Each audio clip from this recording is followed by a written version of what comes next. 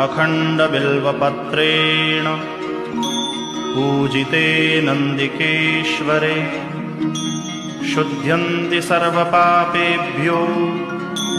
ह्येकबिल्वं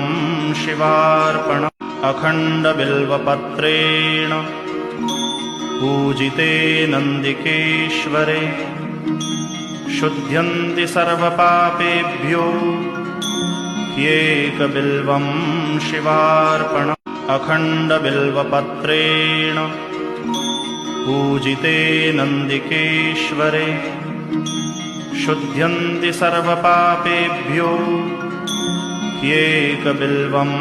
शिवार्पणम् अखण्डबिल्वपत्रेण पूजिते नन्दिकेश्वरे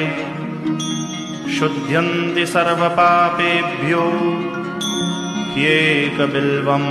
शिवार्पणम् अखण्डबिल्वपत्रेण